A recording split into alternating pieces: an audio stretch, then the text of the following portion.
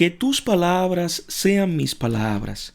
Háblame, Señor, directo al corazón. Hola mis hermanos, mi nombre es Treni del Rosario y en esta sección Un Solo Evangelio vamos a leer el Evangelio que corresponde al día de hoy, 10 de marzo. Está tomado del Evangelio según San Mateo capítulo 21, versículo del 33 al 43 y del 45 al 46. Y toda palabra de Dios la leeremos en el nombre del Padre, del Hijo y del Espíritu Santo. Amén. Escucha otra parábola. Había un propietario que plantó una viña, la rodeó de una cerca, cavó en ella un lagar y edificó una torre. La arrendó a unos labradores y se ausentó. Cuando llegó el tiempo de la vendimia, envió sus siervos a los labradores para percibir sus frutos. Pero los labradores agarraron a los siervos y a uno le golpearon, a otro lo mataron, a otro lo apedrearon. Envió después otros siervos, en mayor número que los primeros, pero los trataron de la misma manera. Finalmente les envió a su hijo pensando, a mi hijo lo respetarán. Pero los labradores, al ver al hijo, se dijeron entre sí, este es el heredero. Vamos, matémosle y quedémonos con su herencia. Y agarrándolo, lo echaron fuera de la viña y lo mataron. Cuando venga, pues, el dueño de la viña, ¿qué hará con aquellos labradores? Le respondieron, dará una muerte miserable a esos miserables y arrendará la viña a otros labradores que le entreguen los frutos a su tiempo. Jesús les dijo, ¿no habéis leído nunca en las Escrituras? La piedra que los constructores desecharon, en piedra angular se ha convertido. Fue el Señor quien hizo esto y es maravilloso a nuestros ojos. Por eso os digo que se quitará el reino de Dios para dárselo a un pueblo que rinda sus frutos. Los sumos sacerdotes y los fariseos, al oír sus palabras, sus parábolas, comprendieron que estaba refiriéndose a ellos y trataron de detenerle, pero tuvieron miedo a la gente, porque lo tenían por profeta. Palabra del Señor. Gloria a ti, Señor Jesús. Señor, que tu siervo escucha. Era un propietario. Es el Señor a quien pertenece la tierra y cuanto contiene, el universo y sus habitantes. Pero Él no es un dueño, no se apropia de nada ni de ninguno. Por el contrario, lo da todo a todos hasta darse Él mismo. Nuestro error desde el comienzo fue el de pensarlo diferente de lo que es. Por nuestra parte, como somos hijos y queremos llegar a ser semejantes a Él, nos hemos preocupado eficazmente por llegar a ser como lo habíamos imaginado a Él. Plantó una viña, la viña de Israel, el primogénito elegido por Dios entre todos los pueblos como propiedad suya, no porque sea el más numeroso y fuerte, antes bien es el más pequeño entre todos los pueblos. En él ha querido hacer brillar su amor paternal hacia sus hijos, de tal manera que llegue a ser luz para los hermanos. Plantar la viña es un trabajo paciente e inteligente que exige esfuerzo y fatiga. Es necesario encontrar el terreno apropiado, adecuadamente asoleado, cavarlo profundamente y drenarlo, escoger y plantar cada cepa. El viñador hace esto con alegría, pensando en el fruto. Plantar la viña sintetiza la acción de Dios a favor de su pueblo elegido, desde los patriarcas hasta los jueces, desde la promesa hasta la herencia de la tierra, a través de la liberación de Egipto y el don de la palabra. Esta viña se hace para responder al amor del Padre con el amor hacia los hermanos. Si no lo hace, es como la higuera estéril. La rodeó de una cerca. La cerca delimita y protege la propiedad contra todo lo que le causa daño, ladrones o animales. Es símbolo de la ley que caracteriza al pueblo en su diversidad. Lo hace semejante a Dios, le indica el bien y lo protege del mal. Cavó en ella un lagar. El lagar colocado en el centro de la torre para exprimir el fruto de la viña, es el altar del cual se eleva ese sacrificio agradable a Dios, que es la misericordia del hombre. Si no se da esto, las hojas, aunque sean frondosas, son señal de la esterilidad y de la maldición. Edificó una torre. La torre recuerda el templo, que sirve como guardián de la viña y depósito de frutas. No debería estar lleno de mercaderes y bandidos, sino casa de comunión con el Padre y con los hermanos, abierta a todas las gentes. La arrendó a unos labradores. Son los oyentes de Jesús, los jefes del pueblo y los que se identifican con ellos. Deberían, como Adán, colaborar con la acción de Dios cultivando y cuidando el jardín y no destruirlo para poseerlo. Se ausentó. Dios no acosa al hombre, se lo da todo como un don, sobre todo la libertad de obrar como Él. El que fue creado al sexto día tiene la tarea de llevar la creación al séptimo, al descanso de Dios. Por eso Él está ausente. Su presencia como Padre queda confiada a la responsabilidad de hijos adultos que viven como hermanos. Incluso emigra al exterior. Se vuelve extraño y lo encontramos en cada extranjero que busca acogida. En este versículo se subraya con verbos que indican acción la fatiga de aquel Dios que con su sola palabra lo ha creado todo. Es el desvelo de su amor para formarse un hijo adulto, el primogénito. No es un amo que hace trabajar a otros para arrebatarles los frutos como lo hacen los amos de este mundo. Trabaja personalmente, a sus expensas y sin ventaja. La única recompensa para el Padre es la felicidad del Hijo. Planta con esmero la viña, las cepas una a una, para que cada una fructifique según el corazón. La rodea de una cerca que la protege como sus brazos.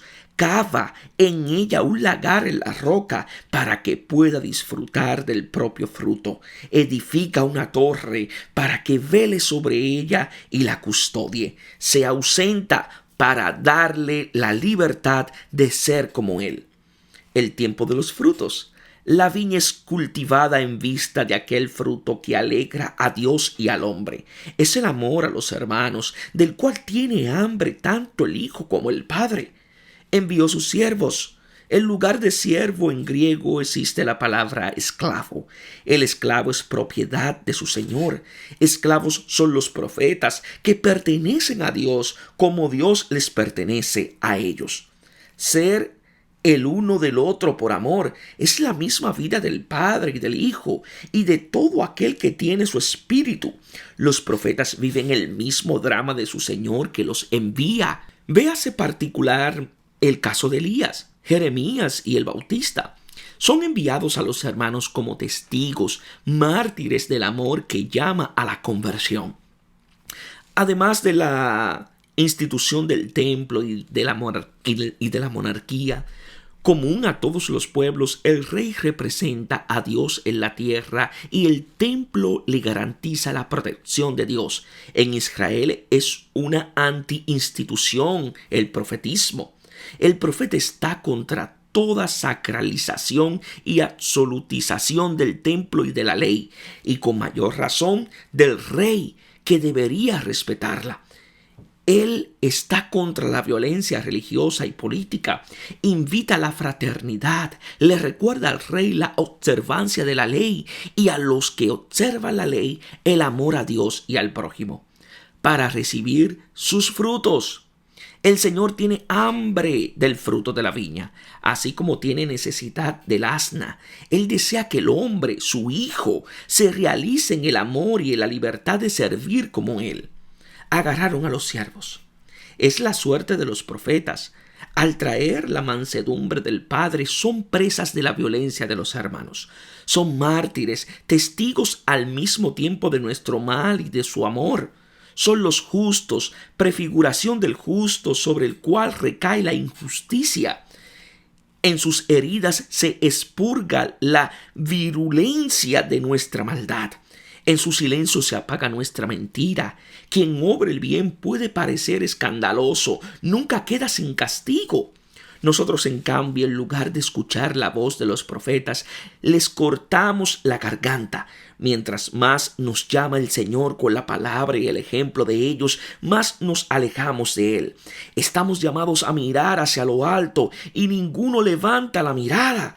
Pero Dios es Dios y no hombre. Por eso se estremece, pero no a causa de la ira, sino de la compasión, y viene hasta nosotros en su misericordia. Finalmente les envió a su Hijo.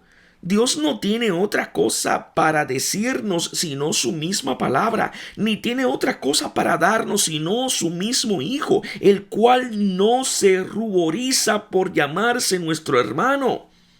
Los labradores, al ver al Hijo, es el Hijo perfecto como el Padre, irradiación de su gloria, impronta de su sustancia, que todo lo sostiene con su palabra. Es el Hijo que cumple la voluntad del Padre, el cual hace salir su sol sobre los malos y buenos y llover sobre justos e injustos.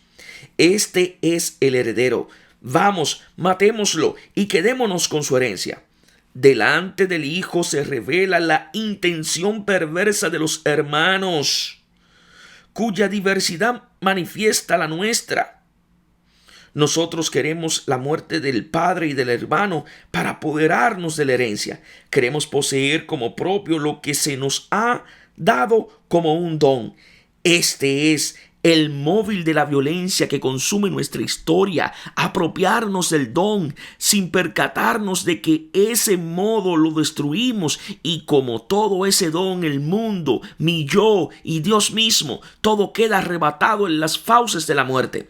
Nosotros queremos la herencia del Hijo, el tesoro del Padre, e ignoramos que ella es el espíritu de amor, vida de ambos. Pero precisamente al matar al Hijo obtenemos su herencia. A nosotros que le quitamos la vida, Él nos da su vida como un don. De este modo el bien triunfa sobre todo mal. De nuevo envió otros siervos en mayor número que los primeros. Dios no se cansa. Multiplica con generosidad sus llamadas, y nosotros repetimos con violencia siempre más insensata nuestro rechazo. Somos sordos ante la palabra, matamos al que la dice, edificamos monumentos a aquellos a quienes nuestros padres han dado muerte, pero esto no nos disocia de su culpa. Nos sirve solamente como pretexto para continuar sus malas acciones, testimoniando así que somos sus dignos hijos. Acerca de la suerte de los profetas, también tenemos nosotros que ver lo que dice en Hebreo capítulo 11, versículo del 32 al 40. Y agarrándolo, lo echaron fuera de la viña y lo mataron. Es la historia que está viviendo Jesús, de la cual los oyentes, entonces como ahora, son actores. 2 días más tarde lo apresarán en el huerto, lo echarán fuera de los muros y lo matarán en el Gólgota. El dueño de la viña, ¿qué hará con aquellos labradores? Jesús pide a los oyentes el juicio sobre lo que están haciendo. Su respuesta sin piedad es la misma de David a Natán, que le está hablando de su pecado. Jesús dice con anticipo lo que ellos piensan hacer. Cuando suceda, sabrán al menos que hay un profeta que ha predicho su mal y lo ha cargado sobre sí, consciente y libremente.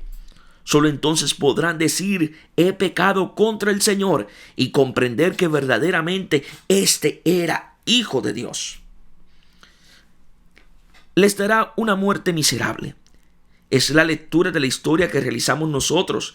Pensamos que Dios es más violento que los malos y que les pague con la misma moneda. La condena que sin saberlo pronunciamos sobre nosotros la llevamos al mismo Señor, ya que Él por nosotros se hizo maldición y pecado, para que viniésemos a hacer justicia de Dios. Arrendará la viña a otros labradores. Estos labradores, otros, serán todos aquellos que al ver la señal del Hijo del Hombre se golpearán en el pecho, reconociendo el propio no y su eterno sí. Ellos producirán fruto, aceptando el don que el Mesías crucificado da a todos los que se lo arrebatan. Entre estos otros está la iglesia de Mateo, formada por judíos que han escuchado a los profetas y han reconocido el perdón a su Señor. La piedra que los constructores desecharon. Este mismo salmo, citado también en la entrada mesiánica, ofrece a Jesús otra interpretación del hecho, realmente divina. Piedra e hijo en hebreo se parecen, Eben y Aben. Aquel a quien hemos despreciado, precisamente este es el Hijo que por cuanto ha sido matado, da la vida por todos. Así viene a ser piedra angular del nuevo templo, que une cielo y tierra, divinidad y humanidad, judíos y paganos, para formar con todos ellos un solo pueblo, anulando así toda enemistad y condena entre los hermanos y entre los hombres. Fue el Señor quien hizo esto y es maravilloso. Esta es la obra del Señor, la maravilla que Él ha realizado ante nuestros ojos. Nosotros, con el bien que Él nos da, hacemos el mal. Él, con el mal que nosotros le damos, hace el bien. Con la muerte que le hemos dado al Hijo, hemos usado nuestra libertad, el mayor bien que nos hace semejantes a Él, para cometer el mayor mal impensable: dar muerte al autor de la vida.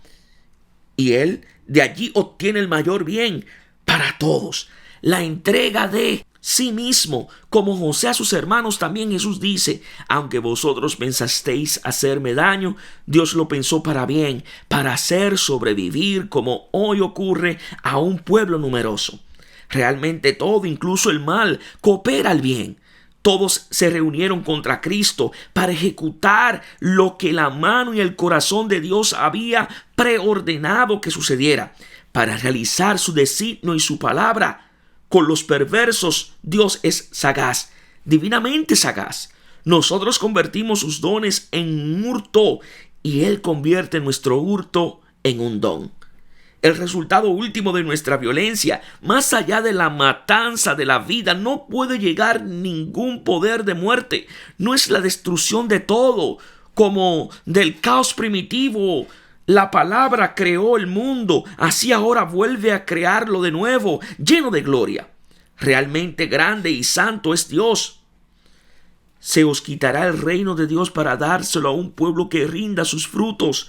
En el reino nos preceden los publicanos y las prostitutas, ellos que han producido frutos de conversión. El nuevo pueblo está formado por todos aquellos que, siendo judíos o no, se reconocen pecadores y aceptan en el Hijo crucificado el sí eterno del Padre a todos sus hijos. Estos conocen el amor del Padre y pueden producir el fruto de una vida fraterna. Los sumos sacerdotes y los fariseos. A los ancianos que estaban presentes al principio le suceden los fariseos, a los cuales se les dedicará en particular el versículo 23. La parábola va dirigida a ellos y a nosotros, a todo el que no reconozca la autoridad del Hijo, que es la de el asna y de su pollino. Trataban de detenerlo. Los enemigos están ejecutando al pie de la letra lo que Jesús acaba de decir. Lo harán 2 días después, en el capítulo 26, versículo 2. Es claro también para el que escucha que se habla de él. Es un relato que revela lo que está haciendo, pero la grande sorpresa es ver cómo la acción del hombre ejecuta y revela siempre el misterio escondido, el de nuestra violencia y de la victoria del Cordero. El poder de Dios es grande. Nuestra maldad al final no hace más que mostrar su bondad con respecto a nosotros. Tuvieron miedo a la gente. La gente lo ha ovacionado poco antes. 2 días más tarde, cuando vea que la autoridad del Hijo es la de la piedra desechada, todo el pueblo dirá: sea crucificado, e invocará sobre sí mismo su sangre, su herencia. Los súbditos son como los jefes que se reconocen en ellos, por eso los quieren y los escogen así. Que Dios os bendiga en sabiduría y en santidad.